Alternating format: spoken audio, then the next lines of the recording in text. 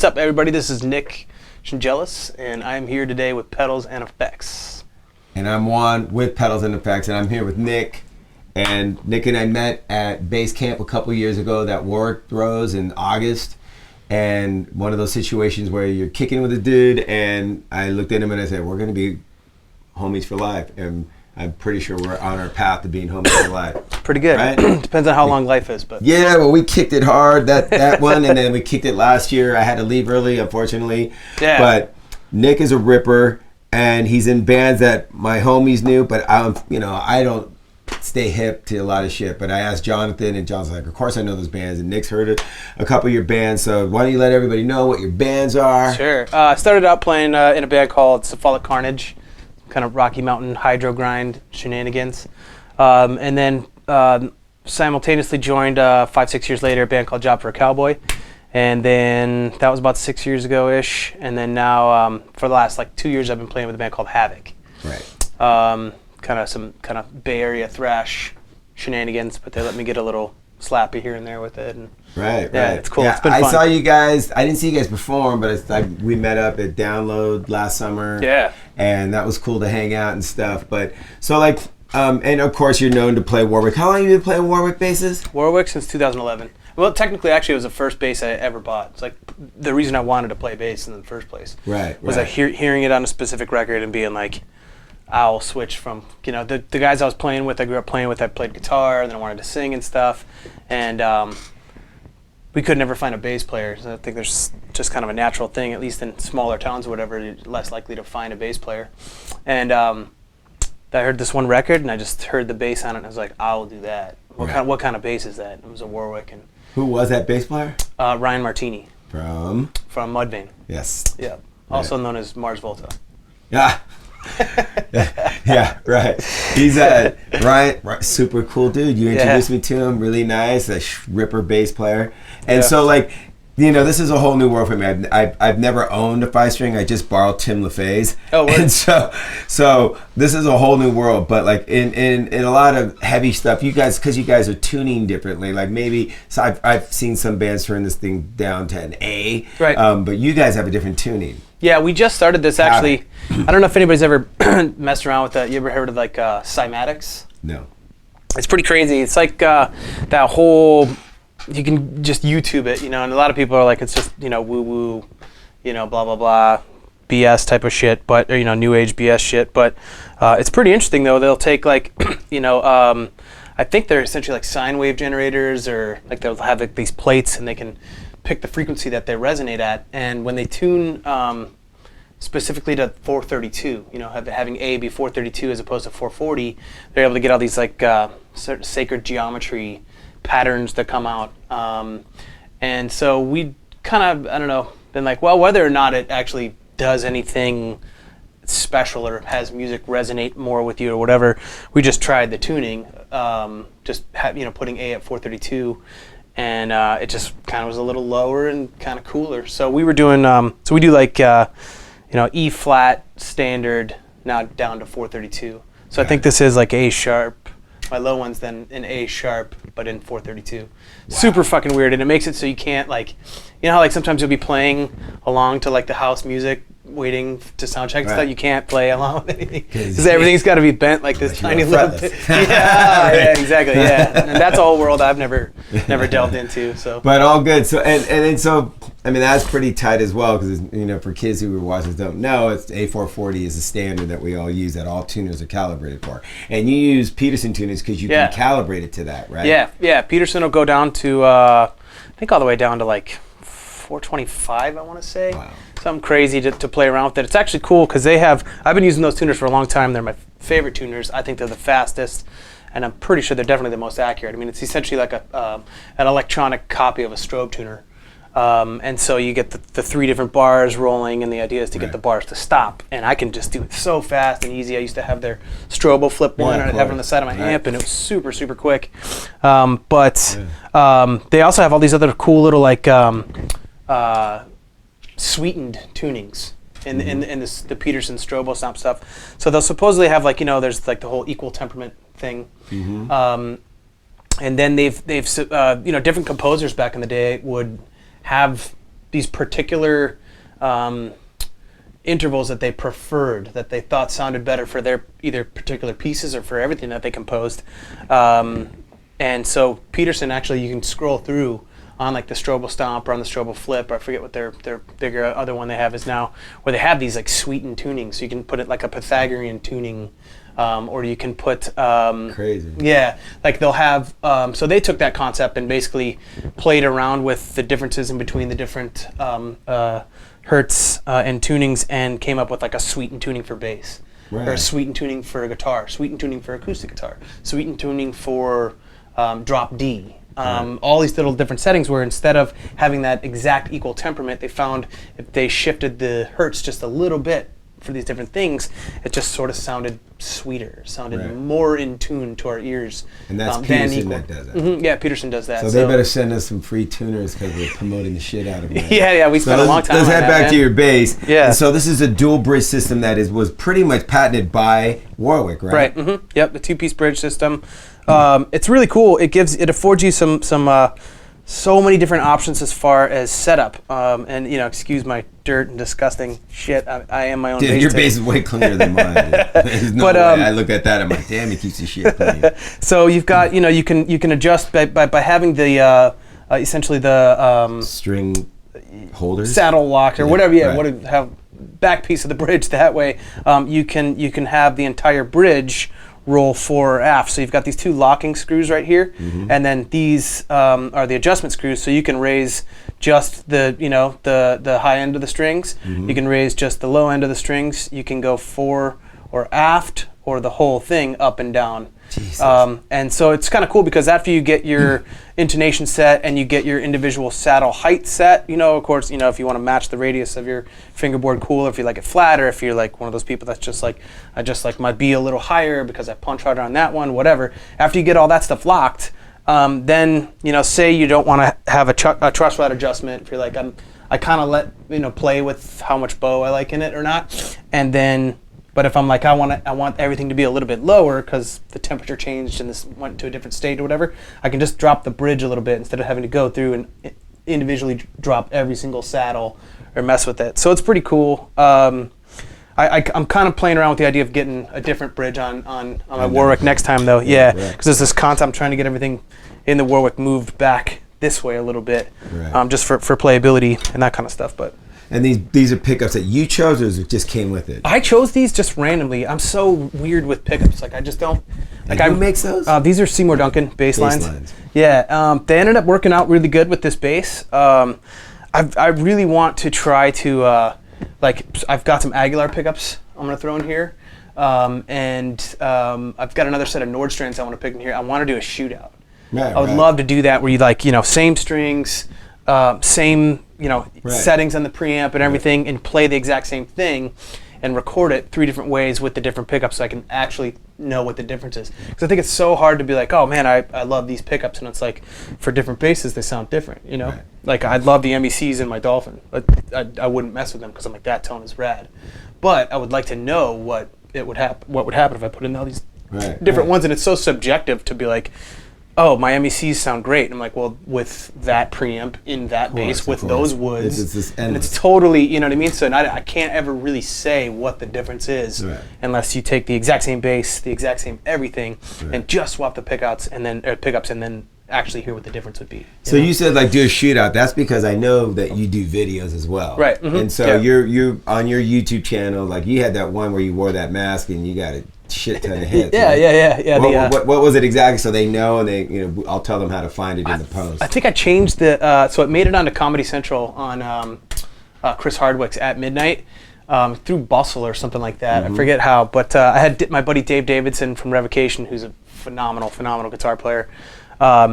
He came out and they were on tour, and I was like, hey, you want to come shoot a video with me? And so kind of starting to add guests in because it makes it more fun than just listening to my cheesy ass. So and then I got this guy Landon Meyer. He makes his company's called Hyperflesh, and he makes these incredibly realistic, surreal, amazing masks. A lot of people know Breaking Bad.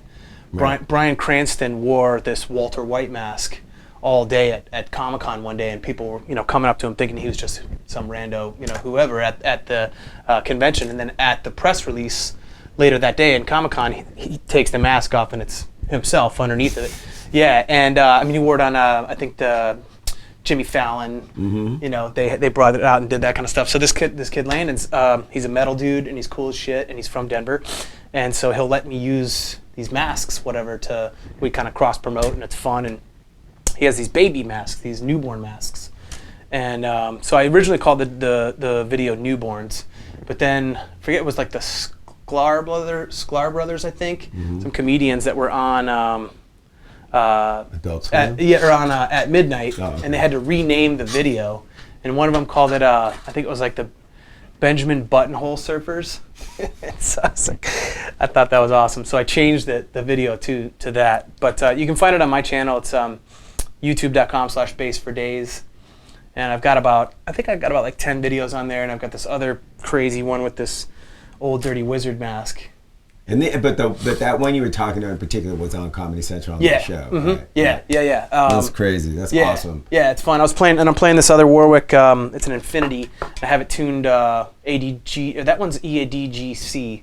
So it's fun kind of doing those, like kind of staying more up here, and it was sweet. Davidson has a pretty ripping solo on it, and I got a stupid little. I've watched it, but I think shit. I watched it that night we met, or one of those nights we met, and I was like, we were hanging out, drinking, and partying, and having fun. So I remember the mask. That's what I remember about it. Yeah, you know what I mean? Yeah, he's got a couple. So I did the other mask is really, really, really cool. I did one kind of like it was like a bite on like Halloween and Terminator and the Walking Dead theme, all kind of rolled into one thing, and at the zombie crawl in Denver. So I have all these crazy zombies and shit around. That one's fun too. And then I'm filming another one actually right when I get home from this with my buddy Greg from Allegiant, another really, really killer guitar player. Actually Chris Adler from Lamb of God. Oh, right. When he was in Megadeth, he had mentioned bringing Greg into Megadeth. So I think he went and tried out, but it ended up not working out. I don't think Mustaine liked him or something like that. Right.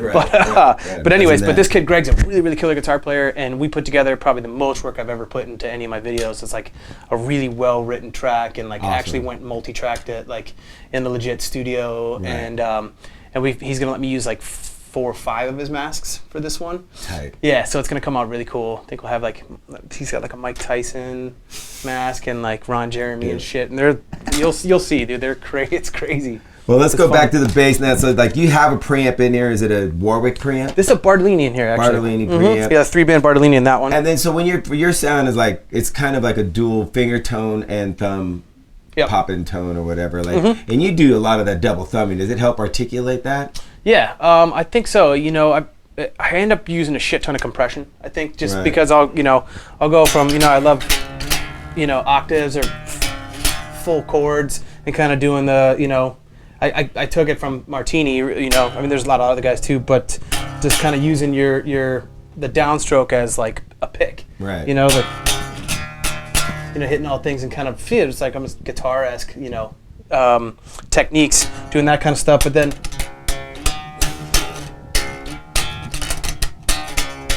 shit like that. And you hit that down and upstroke without even looking. Yeah, that's kind of part of the vibe with it. I think is that it's like an economy of motion thing.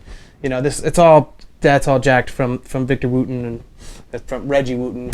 Right. Did that kind of stuff and it's basically like you get the down motion that way, and then your thumb's already there. Right. You know what I mean? So you can just kind of treat your thumb as like a pick, and it's really about because I've taught it to a lot of different people, like friends and guitar players and shit like that, who can do it too.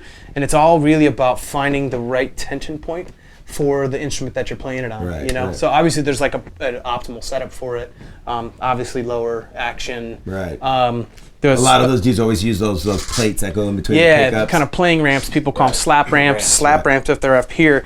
And the idea behind that is that essentially for the concept of economy of motion, when you play through the string, right, the more space that there is for my thumb to get caught under, the harder it is to keep the economy of motion. Economy of motion is like, the lowest amount of energy in the least amount of space. Right. You still obviously want to try to have power in it, and keep the up so that the up has as much punch as the down, which is the hard part to match with it. But that's why it's kind of cool. You can even do it on... And you do it all over the street. You'll do it on the B as much as you can do it on the B. Yep, or you know, there, and you can try to work 3 fingers up into it. So you kind of start out with just like thumb down, thumb up, you know, first. Or I even started out, actually, no shit, off the like Warwick website back in like '99 or something like that. It was one of the first places that I learned the concept of the thumb coming up. And there was like, they had these little tutorial videos and shit of people, and that's straight up where I learned, like, you know, doing like a chord and kind of preloading the thumb down here, and then, you know, and so that's what kind of where I first got used to that concept of having the thumb be and you preloaded. did the 2 fingers here. Yeah, and then 2 there. So you know, just do 2, just do 1, just get the. And so it's not at the same time. It's slightly different, almost like a triplet. Yeah, almost like kind of you can rake it too. So you can do it at the same time, or kind of rake it, and you know, and it makes it like we were talking about. Like it's hard to make that shit line up in the grid, you know, Pro Tools and stuff. So you really have to spend a lot of time slowing the metronome down and getting it even. Yeah, because it's super easy to get fast at it, but not like tight. You know, not like evenly spaced and shit with it. So I still struggle with that to this day because I have to go back and force the good technique and force getting it even and sounding good. Because once you get fast, it's, you know, to the audience or whatever, they could hear it and be like, oh wow, that guy's really sick and stuff. But if you take that recorded audio a lot of times from me and slow it down, it sucks. It's not very good. I mean, it is, but it isn't. Like, you know, like imperfection is also part of musicality, as we all know. So it's like, yeah, I mean, you know, if it's too stiff, I don't know, then it'll sound stiff to me. Right. Yeah. So, exactly. I mean, when you just did it right there in that triplet feel, I was like, there's a feel in that. That's a swing. I just watched some dude at NAMM show over the weekend. He was doing all over up and down the neck, and I was like, but man, dude, your feel sucks. You're hella fast. Right. But that feel and timing is just not right. It's not locked. It doesn't give me an emotion of where the rhythm is. So, and when you just did that, I was like, nah, you got it. Yeah, it's a whole lot of fast nothing. Yeah. So let's hit some cuts with the amp, so cool. People can hear it. Yeah. So like that's what's so cool about the technique is like there's so many different ways that you can expand it and make it your own kind of thing. You know, like I know there's a few guys that don't ever actually do the thumb up. You know, but you can do like a hammer on first, or add, you know, so that left, you know, just a hammer on, then the thumb down, and then a pluck, or you can add another pluck or another pluck with these 3 fingers. And then another. That right now. You get 5, 1, 2, 3, 4, 5, 6 out of that. You know, so, or you can do 6 by hitting with another thumb down.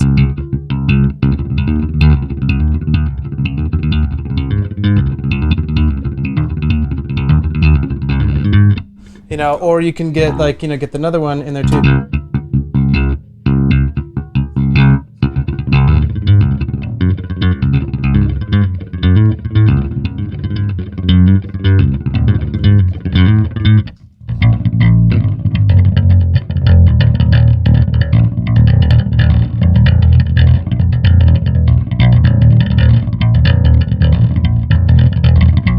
You know, so that's like with a little bit of the thumb up, or you can put just thumb down and do those plucks. You can add, you know, however many hammer-ons you want at the beginning. You know, it's like such a versatile technique.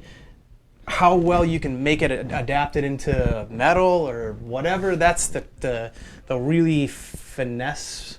What's the word I'm looking for? That's the part that really requires finesse. Is being able to, like, can you make it work in a part without it being like, look at me, look my cool technique, you know? Like, that's the hard part, is like, but there's little places where you can find to do it, you know? But you can mix it up. And one thing about the playing ramp and the setup thing, because without having a playing ramp or without having, you know, like the string to body, because that's a big part of the ease of the technique, like we were talking about with the economy of motion, is the lower the string to body, the better. So you kind of already have a playing ramp right here. So a lot of times you can play with it going like that. And this is kind of cool too, because then you're getting, your thumb will have a little bit more bass with it, obviously, because it's on the neck pickup and further this way. And then your fingers, your plucks are going to have a little more kind of, more pop and a tighter feel.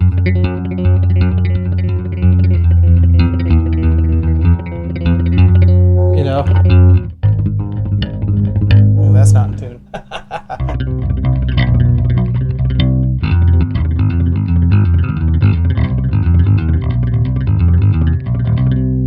Let me ask you this. So, do you, when you play all the fast stuff that you do in any of your bands, do you play with your fingers or do you do it like that? I'll do a little mix actually. Sometimes there's a track we have called Ohrwurm. It's a German word for like a song that gets stuck in your head, earworm.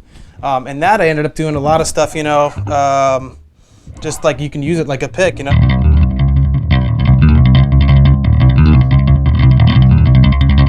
You know, but you know, a lot of depends. You know, I depended on the producer. Some producers were like, I don't know about recording. I'm not gonna lie. This is talking like anything you can mix up in studio. So let's hear the like live. You would do that, or you would do with your fingers. Yeah, or you know, fingers. A lot of time, you know, and I've been actually getting back into two finger, actually, dude, because let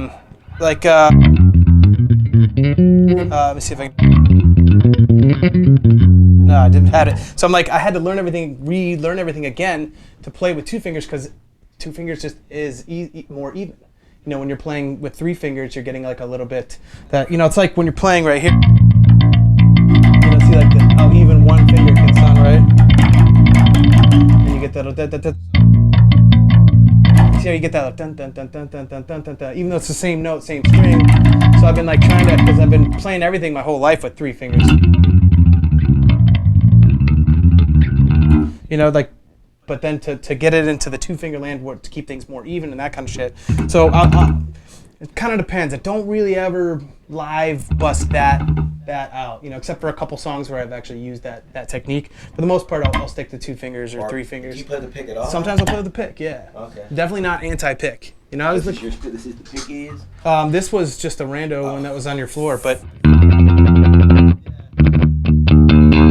yeah, but I'm totally cool with picks because it's just another paintbrush. You know what I mean? I feel you. I never caught that into that whole like hating on the pick thing. I was like, dude, it's a totally different paintbrush and can't hate on that kind of shit. Tone control. You gotta, different. It's a different tone. Yeah, you got to Bob Ross that shit. All right, I want to thank Nick for rolling through Pedals and Effects and check out the new Havoc record. Yes, it's called Conformicide. Comes out March 10th. Century Media.